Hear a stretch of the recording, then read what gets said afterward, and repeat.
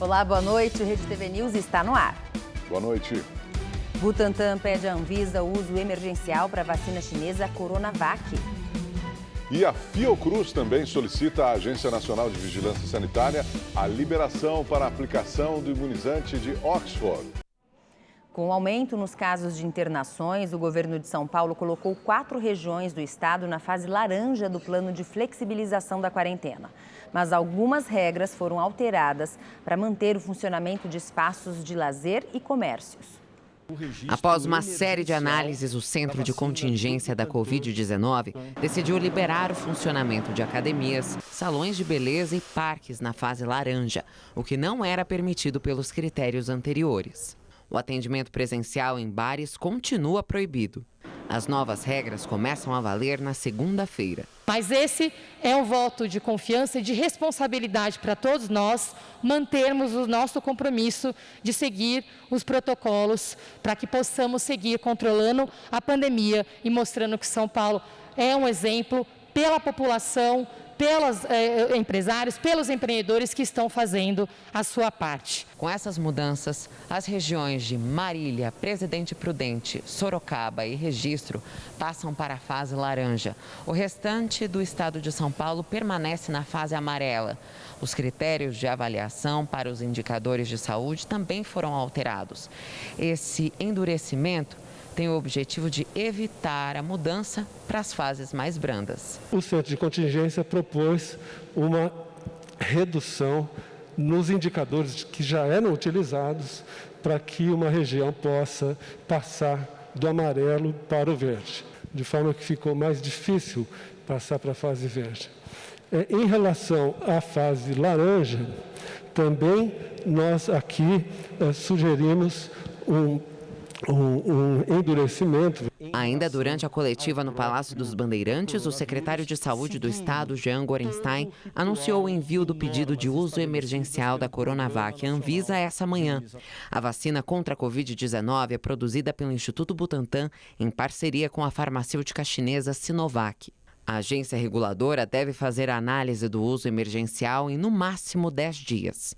O governo de São Paulo espera que a autorização seja dada até o dia 25 de janeiro, data de início do Plano Estadual de Imunização. A assinatura de um contrato que foi estabelecido entre o Instituto Butantan e o Ministério da Saúde garantem que sejam fornecidas até abril 46 milhões de doses da vacina contra a Covid para todo o país. Assim que liberado pela Agência Nacional de Vigilância Sanitária, Anvisa, esse registro emergencial, de forma imediata, os estados poderão se fazer valer a sua prerrogativa de vacinarem a sua população. O ministro do Supremo Tribunal Federal, Ricardo Lewandowski, concedeu liminar impedindo que o governo federal solicite insumos destinados ao combate à Covid-19 já comprados pelo governo do estado de São Paulo. Isso inclui seringas e agulhas. No caso dos materiais que o governo paulista já entregou à União, Lewandowski determinou que devem ser devolvidos em até 48 horas, sob pena de uma multa diária de R$100 mil. A decisão acolhe um pedido feito pela Procuradoria-Geral de São Paulo, que acionou o STF depois que um dos fornecedores informou ao governo paulista que não poderia atender a demanda em razão de uma requisição do Ministério da Saúde. A pasta enfrenta dificuldades para a aquisição de agulhas e seringas depois que um pregão em dezembro para a compra dos itens não foi adiante. E a Prefeitura do Rio de Janeiro já estuda uma data para o início da vacinação na capital.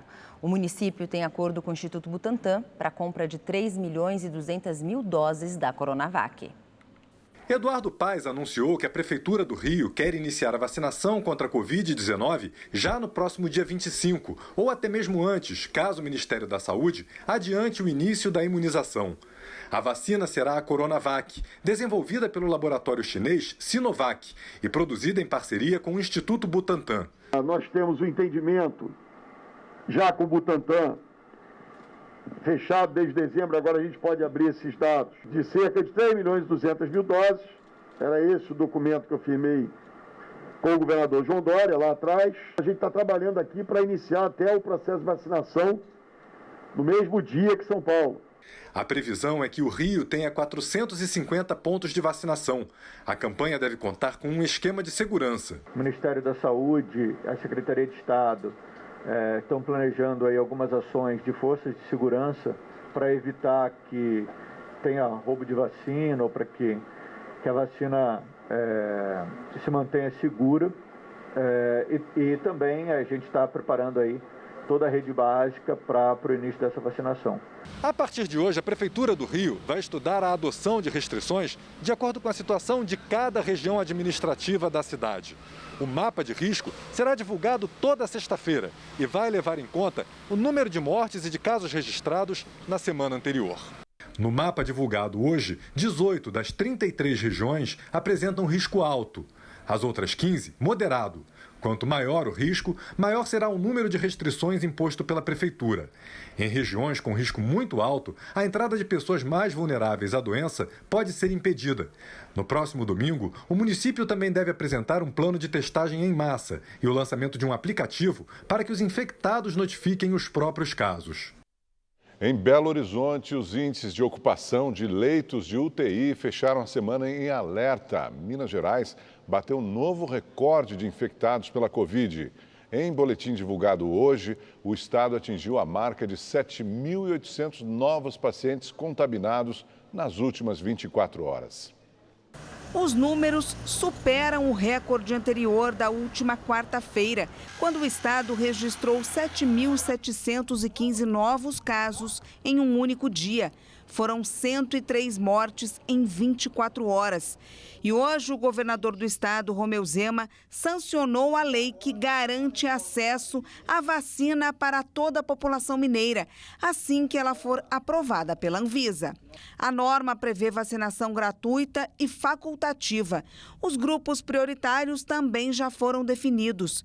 Entre eles estão idosos, profissionais de saúde, indígenas, trabalhadores e detentos do sistema penitenciário. 19 milhões de seringas e agulhas já começaram a ser distribuídas para todo o estado.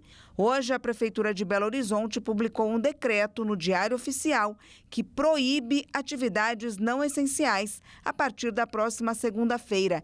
A medida restritiva vale por tempo indeterminado. A Prefeitura de Manaus anunciou hoje a criação de um gabinete de crise para enfrentamento da Covid-19. Trata-se de uma parceria com o governo federal e o Hospital Sírio-Libanês de São Paulo. A intenção é reunir e analisar informações de forma mais rápida e planejar o combate ao vírus. O processo será feito por meio do cruzamento de dados coletados e extraídos dos atendimentos feitos nas unidades de saúde. 112 sepultamentos foram realizados ontem na capital do Amazonas. Uma dor difícil de ser superada por parentes e amigos. Perdemos nossa diretora, perdemos nosso técnico e perdemos agora nosso enfermeiro novo, 27 anos. Então é muito difícil, é muito doloroso. Não é só idoso, o vírus não tem idade. Fiquem em casa, pelo amor de Deus. As máquinas não param de abrir covas. Por causa disso, a Prefeitura anunciou a construção de 22 mil sepulturas verticais no cemitério do Tarumã. A medida tem o objetivo de evitar que a cidade sofra um colapso no sistema funerário. 700 mil doses da vacina produzida pela AstraZeneca estão sendo negociadas para atender a população. A diretora da Fundação de Vigilância em Saúde do Amazonas, Rosimere Costa Pinto, foi diagnosticada com Covid-19. Ela está em isolamento e tratamento domiciliar. Ao todo, o estado já soma mais de 200 mil casos e 5.500 mortes. O governo da Bahia confirmou um caso de reinfecção pelo novo coronavírus com a variante encontrada na África do Sul. O caso foi detectado em uma mulher de 45 anos que vive em Salvador e não tem comorbidades. Nessa segunda contaminação, ela apresentou sintomas mais severos do que na primeira. Os pesquisadores que estão acompanhando a paciente disseram que este é o primeiro caso de reinfecção pela mutação africana no Brasil. E agora vamos aos números da Covid-19 no Brasil. De acordo com o Ministério da Saúde, mais de 7 milhões de pessoas já se recuperaram da doença. Outras 697 mil permanecem em acompanhamento. O Brasil soma 201 mil mortes provocadas pelo novo coronavírus. A Fiocruz e o Instituto Butantan pediram hoje a autorização do uso emergencial das vacinas Coronavac e Oxford para a Agência Nacional de Vigilância Sanitária. A Anvisa tem 10 dias para analisar as solicitações.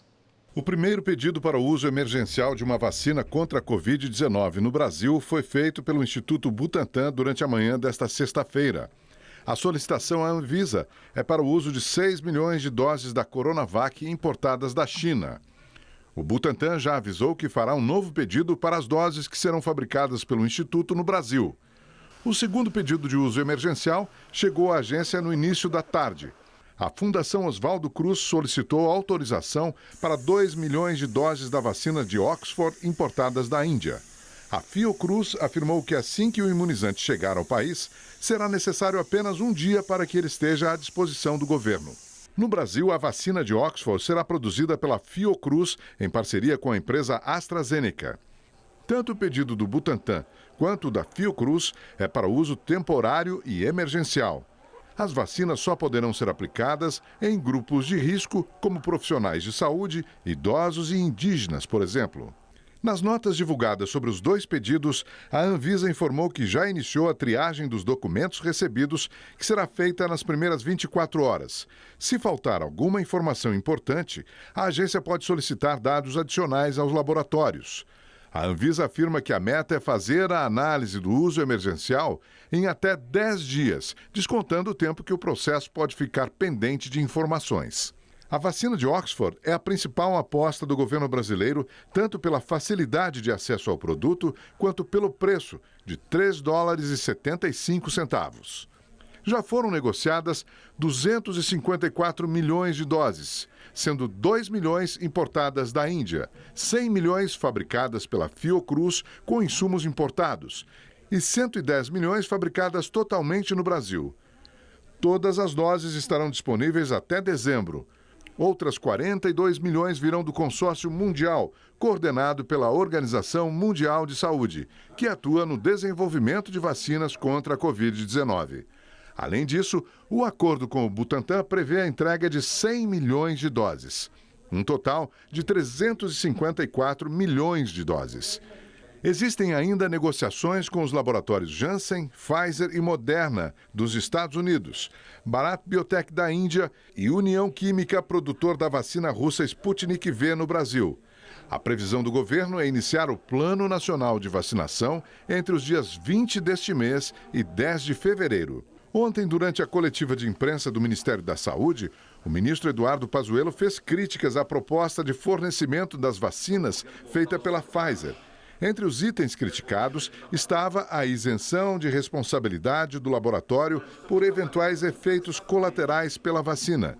Segundo a Pfizer, a proposta negociada com o governo brasileiro está alinhada com as negociações já realizadas em outros países. O Ministério da Saúde informou hoje que a Anvisa recebeu na quarta-feira a notificação da empresa Janssen sobre um evento adverso grave com um voluntário brasileiro que participa dos testes da vacina para a Covid-19 da Janssen, um braço da farmacêutica Johnson & Johnson. Segundo a nota, o evento foi avaliado como não relacionado à vacina. Você já ouviu falar de bruxismo? É um transtorno que a pessoa pressiona os dentes durante o sono ou até mesmo acordado. O alto nível de estresse é um dos fatores que podem desencadear o distúrbio. A pandemia fez com que muitas pessoas apresentassem problemas de saúde, causados principalmente pelo estresse e pela ansiedade. Nos consultórios odontológicos, por exemplo, a procura por atendimentos para casos de bruxismo foi grande durante 2020. O bruxismo pode ser caracterizado por uma atividade involuntária de apertar e ranger o dente. É de causa multifatorial, sendo que a gente pode dividir o bruxismo basicamente em dois tipos de bruxismo. O bruxismo do sono, aquele que a gente faz enquanto estamos dormindo, e o bruxismo vigília, quando estamos acordados. A Rita foi uma das pessoas que desenvolveu o bruxismo no ano passado.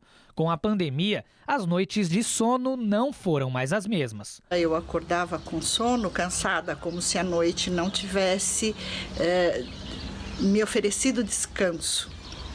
E é verdade, eu acordava com dor nos dentes, com dor de cabeça, com dor nos ossos da face. Até que eu procurei um especialista e fui diagnosticada com bruxismo. E ela não está sozinha. De acordo com dados da Organização Mundial da Saúde, 84 milhões de brasileiros sofrem de bruxismo, o que equivale a 40% da população. Tantos casos fizeram as buscas pelo termo na internet aumentarem também. Só de dezembro de 2019 até agosto de 2020, a palavra bruxismo teve um aumento de 80% nas pesquisas. Este professor de prótese dentária da Universidade Paulista explica a relação da pandemia com o que ele chama de mudança comportamental. O bruxismo ele sempre existiu, mas ele ficou mais evidente nesse momento de pandemia, onde as pessoas, por uma necessidade social, ficaram mais reclusas, tiveram menor oportunidade de fazer atividades físicas, e mesmo essa angústia, essa preocupação que existe na sociedade, ela faz com que as pessoas tenham muito mais esse bruxismo. Os principais sintomas do bruxismo são dores na face, na cabeça e sensação de mandíbula travada. Se não for feito nenhum tipo de tratamento, ele pode começar a ter dores crônicas, ou seja, dores persistentes no rosto, fratura desses dentes de uma forma irreversível, havendo a necessidade, então, de extrair esses dentes em situações muito graves. 3 pessoas foram mortas e outras 3 ficaram feridas em um ataque a um bar na Baixada Fluminense. A polícia investiga a motivação do crime. No chão e nas paredes, as marcas de uma noite violenta em São João de Meriti, na Baixada Fluminense. Este homem, que estava no bar quando tudo aconteceu, foi atingido por estilhaços em várias partes do corpo. Muito tiro e você sem saber por que ele está levando aquele tiro. Você está ali, você trabalhou o dia todo, foi ali comprar um suco para jantar. Daqui a pouco vem um carro e começa a dar tiros e vocês sabiam por quê. Testemunhas contaram que 3 homens em um carro branco passaram atirando em direção ao bar. Foram disparados mais de 30 tiros. A polícia investiga se os alvos do ataque eram milicianos que estavam no local. 3 baleados não resistiram aos ferimentos. Wendel Carvalho, de 24 anos, foi socorrido, mas morreu a caminho da unidade de saúde. Ele não possuía anotações criminais.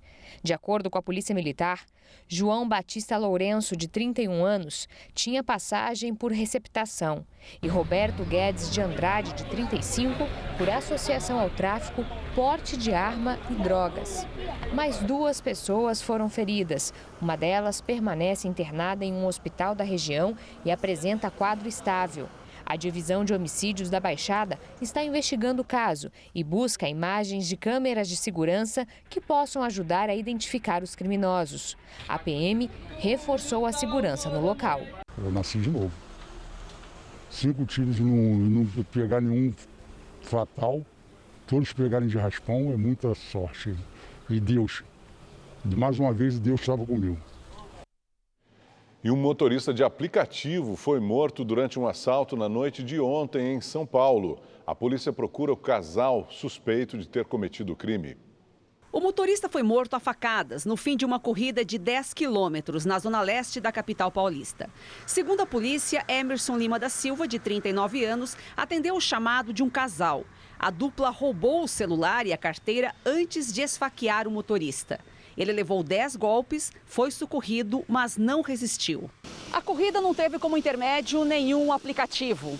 Segundo familiares, a mulher que participou do assalto teria conhecido Emerson numa viagem anterior e ficou com o contato dele, o que facilitou a abordagem dos criminosos. Também nesta quinta-feira, uma operação da Polícia Civil desmontou um cativeiro no Imirim, na Zona Norte. O local era usado para tortura, assassinatos e esconder vítimas de sequestro. Em muitos casos, motoristas de aplicativo. É uma quadrilha muito violenta, então já não é o primeiro crime. Nós tivemos outra vítima que prestou depoimento aqui com a gente. Essa, felizmente, não foi vítima de agressão. E todos eles já tinham antecedentes. Muitos antecedentes, inclusive, quando eram menores de idade. Na noite de domingo, o corpo de um outro motorista, também de aplicativo, foi encontrado em Parelheiros, no extremo sul de São Paulo. Roger Ferreira da Silva, de 35 anos, foi sequestrado na virada do ano durante uma corrida. Segundo a polícia, ele foi torturado antes de morrer. 5 pessoas foram presas. No velório de Roger, colegas de profissão protestaram. Uma carreata percorreu as ruas de São Bernardo do Campo até o cemitério, em Mauá, no ABC Paulista, onde o corpo foi sepultado. Nós estamos trabalhando com medo, entendeu? Deu 7 horas da noite, todos os companheiros ficam cismados de ir para certo lugar, porque não sabem o que vai encontrar lá. Os sorteios do Festival de Prêmios Realizando Sonhos aqui na Rede TV não param. E você precisa continuar assinando para concorrer a prêmios incríveis, investindo menos de 75 centavos por dia.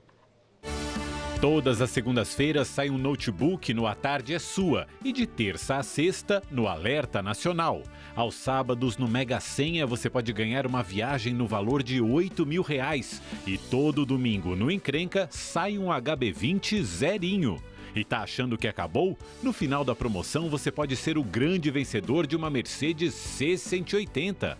Então corre, se você já é assinante, continue investindo. E caso ainda não seja, acesse agora redetvplus.com.br ou aponte a câmera do seu celular para o QR Code aqui na tela. Você pode usar qualquer cartão de crédito e, se for cliente da Caixa, ainda pode usar seu cartão virtual e pagar no débito.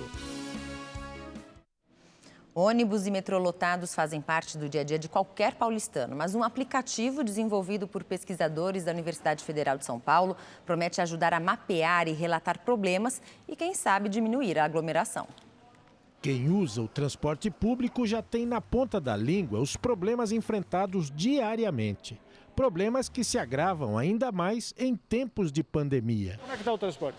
É o seguinte, algumas linhas aqui dentro atrasa, entendeu? Fiscalização praticamente não funciona. Mais ou menos lotado, né, como sempre.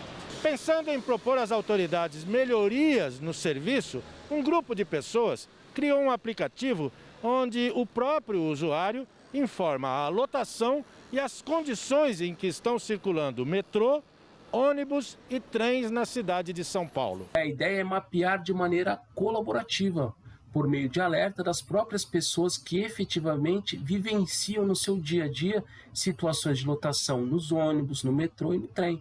Especialmente os moradores das periferias da metrópole de São Paulo, que são as pessoas que mais dependem dos transportes coletivos. Cada alerta ficará disponível publicamente ou no aplicativo ou no site do projeto, contendo informações como a linha de transporte, o dia, o horário e a condição de lotação. Camila faz a pé uma parte do trajeto até o terminal da cidade Tiradentes, na zona leste da capital. E mesmo durante a pandemia, diz que os ônibus estão superlotados. Por isso, não teve dúvida. Baixou o aplicativo e passou a contribuir com informações de tudo o que vê no transporte coletivo. Por aqui os ônibus sempre ficaram lotados e ninguém tinha uma dimensão, isso não tinha como mapear, então esse aplicativo é principalmente para isso. E aí o governo ele pode usar essas informações também para entender o que está acontecendo na periferia, distribuir melhor esse transporte e ajudar a população no geral. Por causa da pandemia, os planos de saúde não foram reajustados desde agosto do ano passado. Mas em 2021, o reajuste do ano mais o retroativo serão cobrados juntos. Especialistas calculam um aumento que pode ficar entre 20% e 25% no preço do plano, ou até mais alto em alguns casos. O Márcio ainda não sabe como vai reequilibrar o orçamento depois do reajuste no plano de saúde. É que, além de arcar com os custos para a família toda, ainda é proprietário de uma empresa e precisa dar conta do benefício dos funcionários. Isto vai impactar bastante esse aumento. Como empresário, no conjunto de negócios, né? E penso até em fazer uma portabilidade ou outras alternativas, porque vai onerar muito a folha. Em agosto do ano passado, a Agência Nacional de Saúde Suplementar, a ANS, determinou a suspensão dos reajustes de todos os convênios médicos por causa da pandemia. E em novembro, decidiu que o reajuste represado de 2020 fosse parcelado ao longo dos 12 meses de 2021. O aumento de até 25% já é o reajuste previsto anual. Mas ainda há aqueles clientes que terão um acréscimo previsto para mudança de faixa etária. Um cliente que acaba de completar 59 anos, por exemplo, terá o acréscimo de 20% a 25%, mais o reajuste previsto por cada uma das operadoras em contrato. As operadoras de saúde são as únicas que não ofereceram nada. Elas não precisavam desse reajuste nesse momento, como bem observado, foi um ano onde elas tiveram uma economia muito substancial dos serviços que deixaram de ser utilizados pelos consumidores e ainda assim elas vão ter a aplicação de um reajuste muito acima da inflação e que vai sim comprometer a renda do consumidor. A ANS informa que buscou oferecer alívio financeiro ao consumidor, preservando a manutenção do plano de saúde sem desestabilizar as regras e contratos estabelecidos, e que a recomposição dos ajustes busca minimizar o impacto para os beneficiários.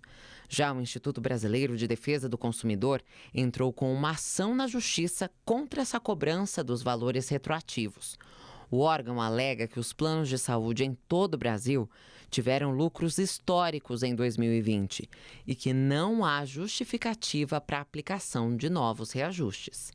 O IDEC entende que as operadoras poderiam dar mais contribuições à sociedade brasileira no sentido de enfrentar a pandemia de Covid-19. As operadoras, por outro lado, aumentaram os seus lucros, ou seja, ganharam mais ao longo da pandemia, cobriram pouquíssimos testes, por exemplo, a taxa de cobertura de testes pelas operadoras de plano de saúde dentro do total não chega nem a 10%, está em 7%.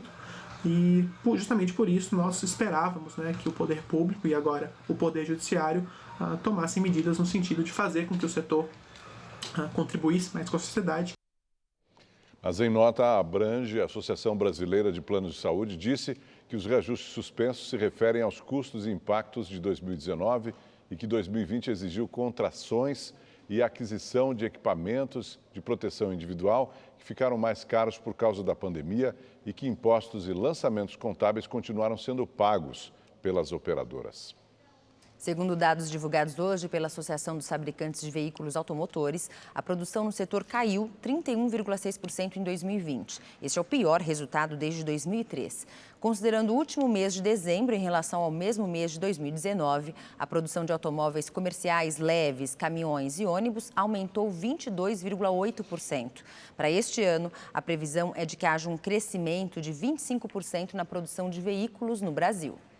E agora vamos à previsão do tempo para o final de semana com Igor Silveira. Olá, boa noite. O final de semana vai ser com o tempo estável em boa parte do Brasil, mas pode chover a qualquer hora do dia. No Sudeste, a previsão de chuva forte e volumosa em Minas Gerais e também no Espírito Santo. Em São Paulo, o dia amanhece nublado, o sol até aparece, não esquenta muito e chove no período da tarde. Máxima de 26 graus amanhã e 27 graus no domingo. No Rio de Janeiro não vai ser diferente, esquenta um pouco mais que São Paulo, mas também chove. 29 graus amanhã e 28 graus no domingo. Na região norte, o calor continua, mas a junção do ar quente e úmido mantém a formação das nuvens carregadas que vão causar chuva forte entre a tarde e a noite. Já no Nordeste, o sol continua em toda essa faixa amarela, mas chove no interior da Bahia e de forma rápida e passageira em todo o litoral. No Centro-Oeste, o dia segue instável, esquenta, mas chove no período da tarde. Em Cuiabá, a máxima pode chegar na casa dos 37 graus. No sul do Brasil, deve chover no Paraná e em Santa Catarina, mas no Rio Grande do Sul, o dia será quente e seco. Em Porto Alegre, a máxima pode chegar aos 34 graus. E para saber mais sobre a previsão do tempo na nossa cidade, é só entrar no site da Rede TV. Eu fico por aqui, um ótimo final de semana e até mais. Rede TV News fica por aqui, uma ótima noite para você. Boa noite e até amanhã.